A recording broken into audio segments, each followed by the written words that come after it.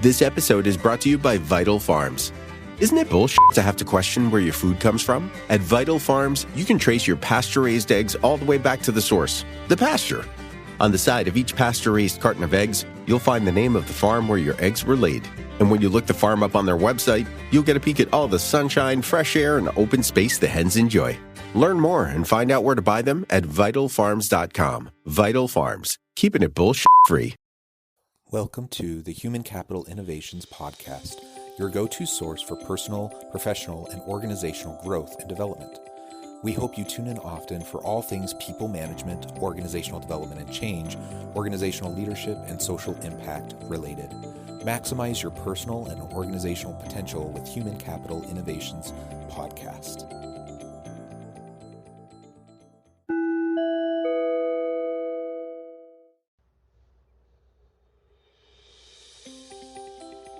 Welcome to the Human Capital Innovations Podcast. In this HCI podcast episode, I share my recent appearance on the Growth Hacking Secrets Show.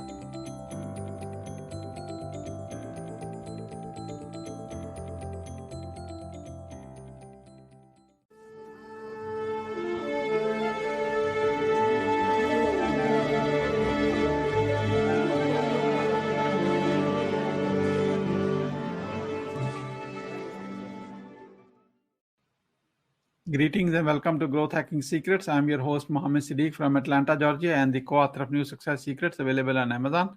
On this episode, we have a special guest, Jonathan Westover. Jonathan is the author, Future of Work, Global Thought Leader, Professor of Organizational Leadership, and Academic Director for Center for Social Impact. Please join me to give a warm welcome to our guest, Jonathan Westover. Jonathan, welcome. Thank you. It's a pleasure to be here. Likewise, let me start with this. Where were you? What happened? Who you were surrounded with that inspired you to do what you do today? Yeah, it's a great question.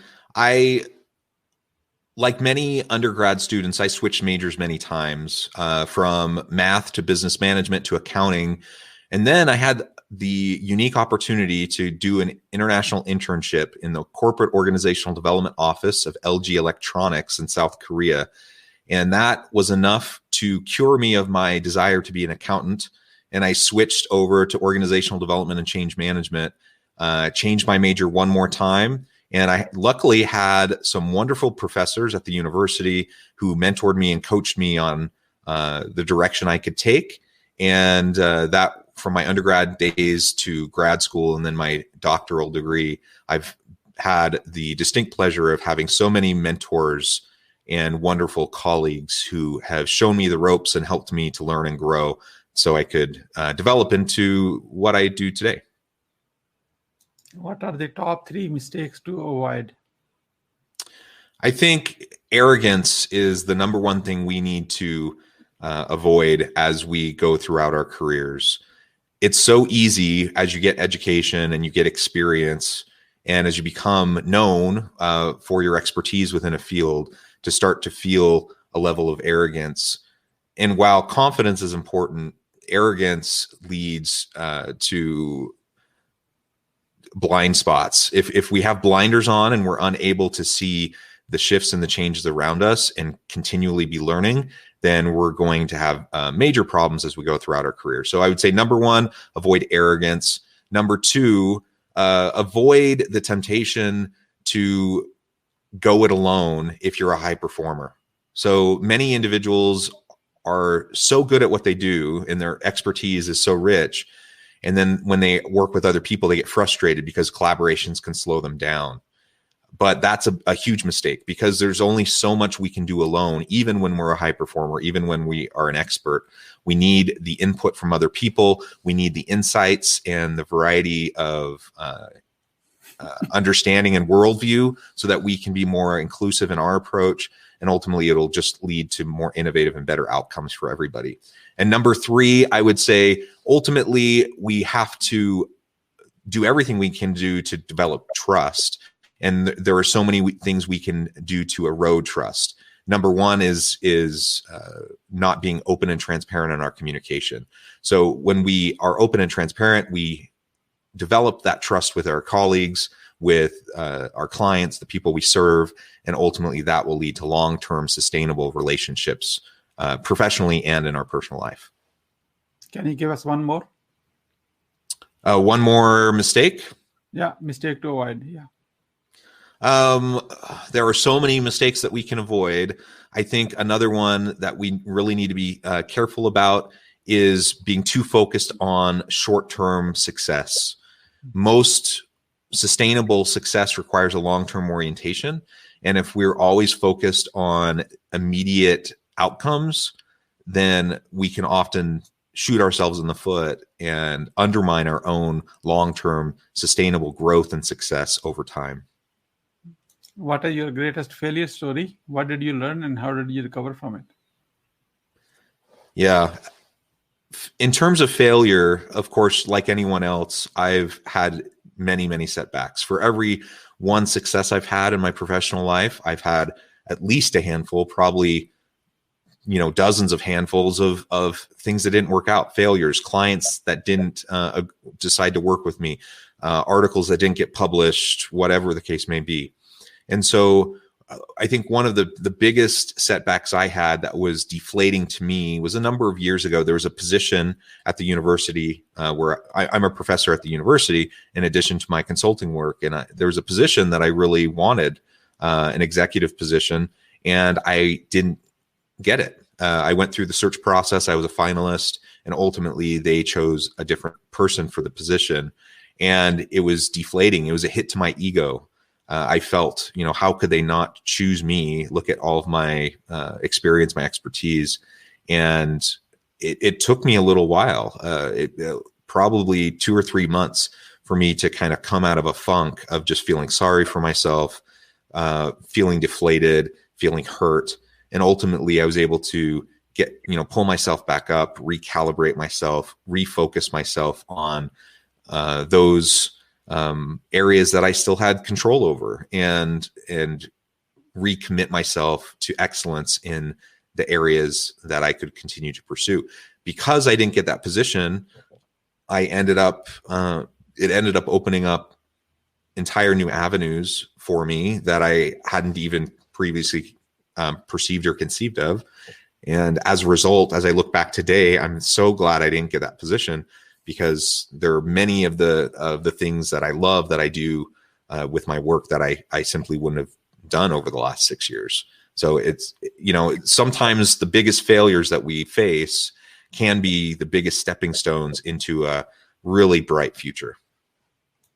What are your top 3 success secrets that others can model from? Yeah, I think in terms of success, this really is a personal thing for everybody. So I wouldn't claim to have the answer for how other people need to find success in their life. But for me, a few things have really been important.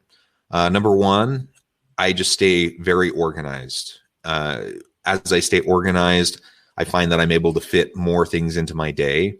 As you mentioned in my introduction, I wear a lot of hats. I do a lot of different things. I try to keep the balls in the air and juggle to keep things moving forward.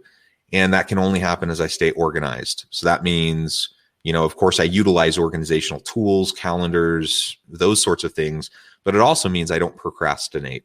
I don't put things off. When I have an urge or I have a prompting, a sense that something needs to be done, I just do it. I don't say, I'll do that later. I either do it right then or I make a note of it to do it that day later. And I found that as I do that, I'm able to stay on top of things and I don't get buried and overwhelmed by the load that I carry.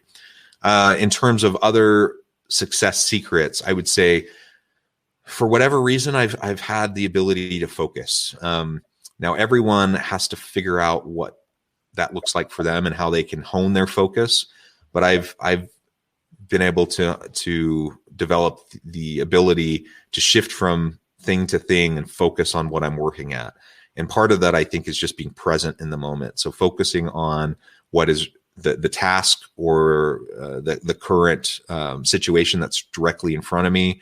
Don't worry about all the other stuff that's going on. And for that moment, I'm just there working on that thing, whether it's writing an article, doing a presentation, talking with a client, or even in my personal life with my children, my wife. You just have to be present with them, focus on what you're doing, where you're at, and then you can make steady progress. Many people end up wasting a lot of time wandering between things, and it takes them a really long time to get focused in on what they're trying to do. So if you can learn to hone that focus, I think that'll lead to greater success.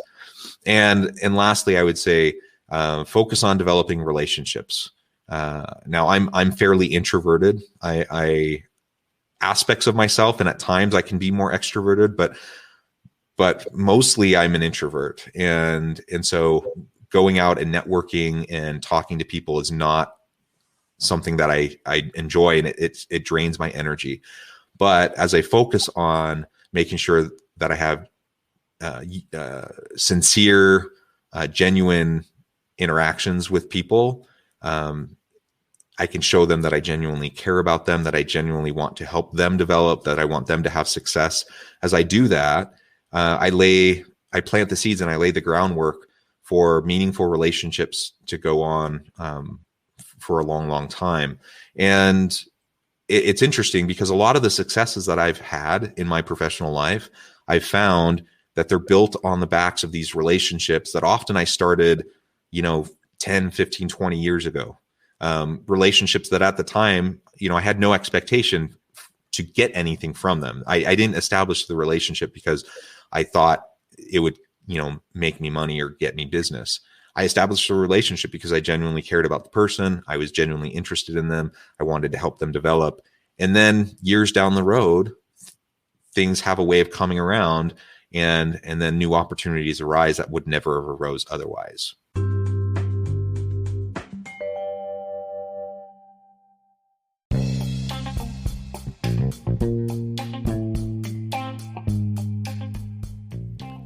I'm excited to announce the publication of my new book from HCI Press, The Alchemy of Truly Remarkable Leadership: Ordinary, Everyday Actions That Produce Extraordinary Results. Consider how the nature of work has shifted over the past 50 years. With increased globalization, rapid technological advancement, and the shift in economic composition, the average job of today looks very different than the average job of 50 years ago. What will the jobs and organizations of tomorrow look like? Moreover, what does this all mean for organizational leaders? What are the core competencies and capabilities of organizations and their leadership that are prepared for continued disruption and geopolitical and socioeconomic shifts? Regardless of what the future holds, increasingly, leaders need to be socially minded, data-driven, decisive, champions of talent, and disruptors of the traditional notions of leadership, teams, organizations, and work. The Alchemy of Truly Remarkable Leadership will help you to explore your own leadership competencies and capabilities and consider ways to apply and implement them into your workplace and personal life.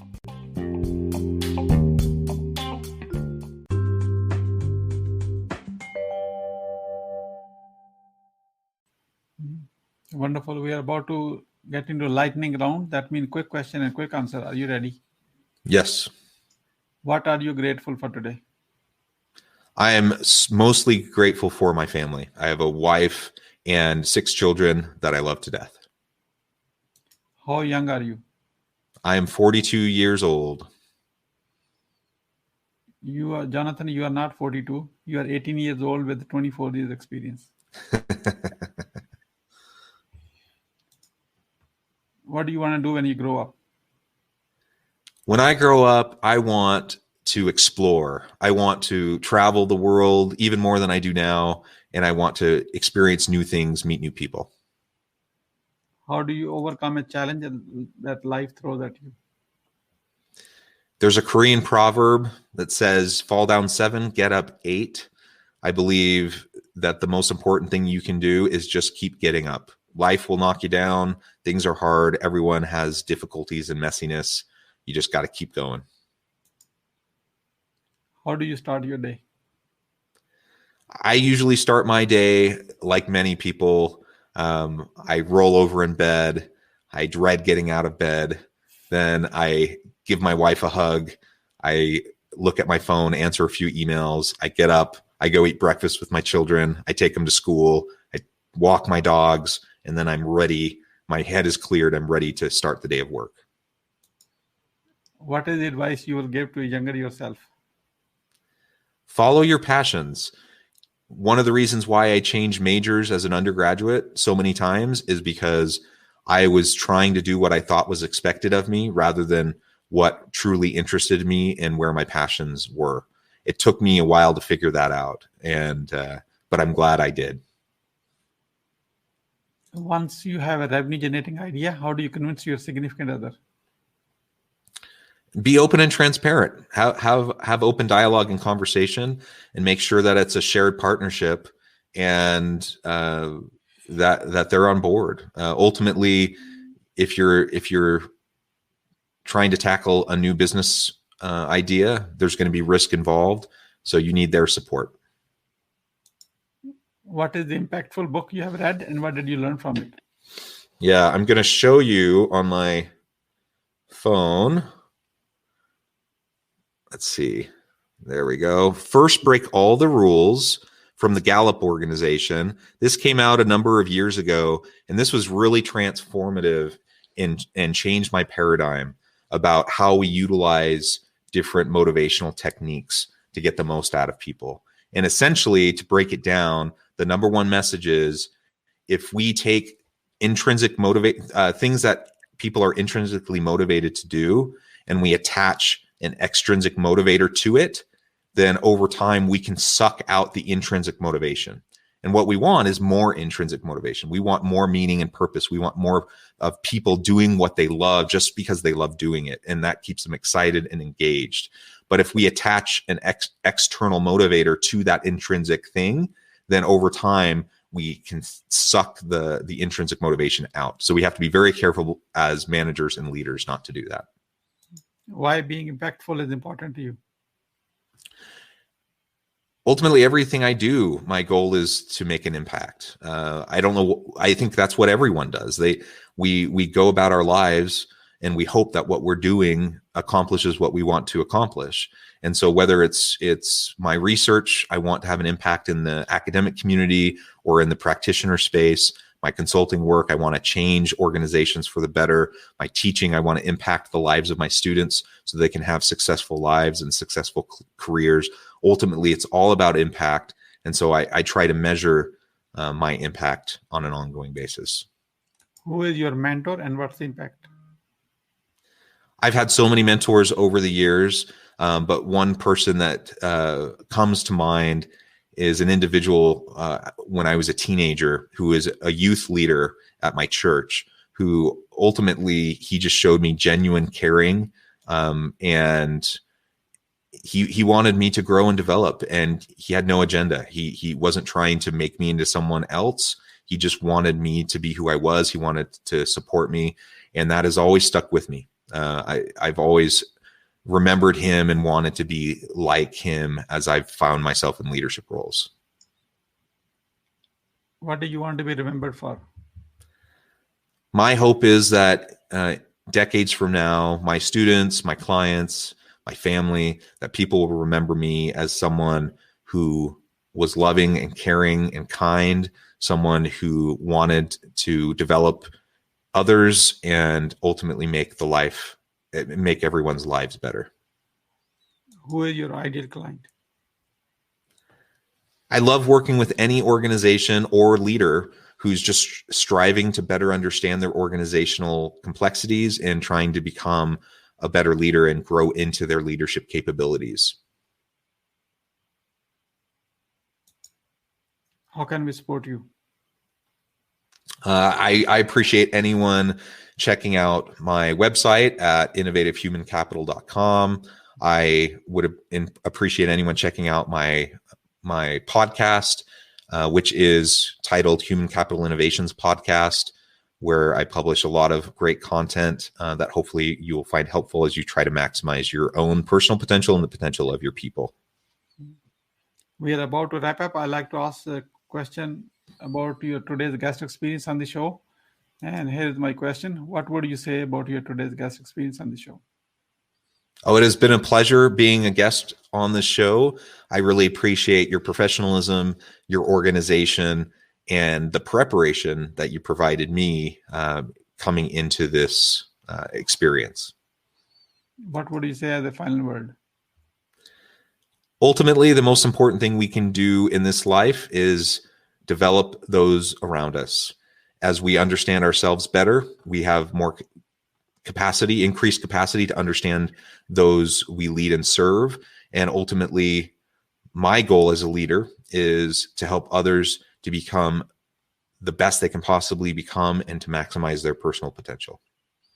Thank you so much for sharing your wisdom with us today. On the behalf of Growth Hacking Secrets community and our entire team, we really appreciate you. This is Mohammed Siddique signing off from Atlanta, Georgia. Until the next episode, all good wishes. Thank you.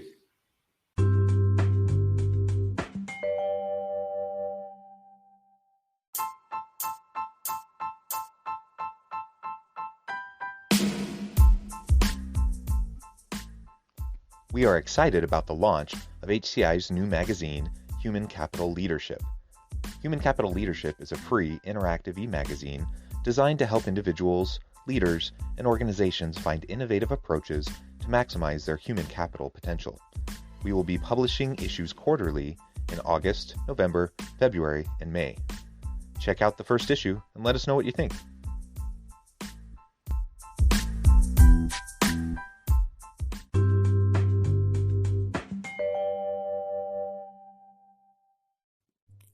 Thanks again for joining us for this episode of the Human Capital Innovations Podcast.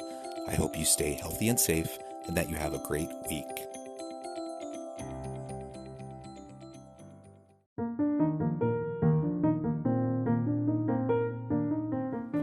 Check out our new weekly LinkedIn newsletter, Alchemizing Human Capital, exploring industry trends via original research and interviews with executives and thought leaders from across the globe. We look forward to having you join us.